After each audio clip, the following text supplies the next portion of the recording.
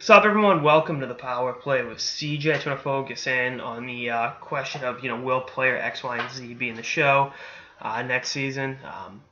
Just an FYI, I'm not going to do one on Austin Matthews, Patrick Laine, or Jesse Puyarvi. So just don't ask. That's not getting done, because if you think any of those three will be anywhere but the NHL next season, then I'm sorry. But anyway, we're going to focus in on Dylan Strome, my friend Dylan. Met him out in Erie last 2 years ago. Nice kid, phenomenal hockey player, and potentially the number one center that Arizona has been looking for since they moved to the desert. Jesus, Keith Tkachuk played a little center, but I think Strome is he's the real deal for one, and I think he's that all-around center in the mold of Hansa Kopitar, Jonathan Toews. I think that's his upside.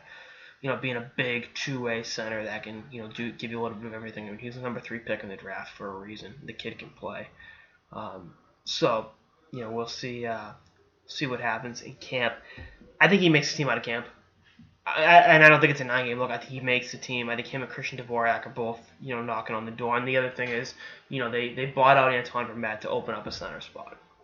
They want to get more youth in the lineup. And quite frankly, if they feel Strome and Dvorak are both ready, I think they'll trade Martin Hanzal. He's going to be a free agent, at the end of the season.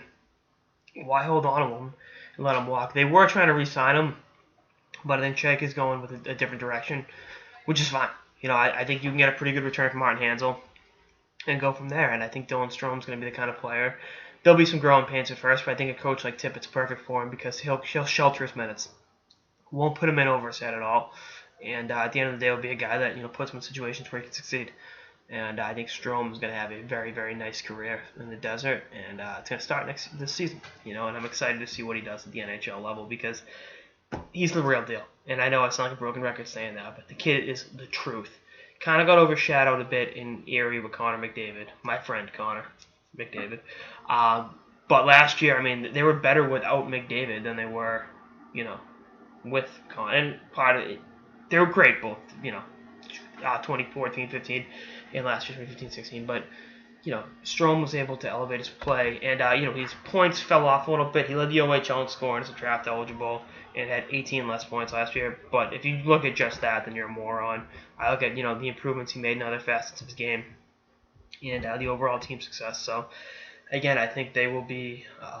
You'll be hearing a lot from Mr. Strome in the coming years, and I for one am very excited to see what the future holds for such a talented young hockey player. But we'll see what Arizona's management thinks. If they think he should be anywhere but the NHL, then they should get themselves checked. Anyway, that's all I got this episode of the Power Play with CJ. Stay tuned for more episodes throughout the off season and beyond. Later, guys.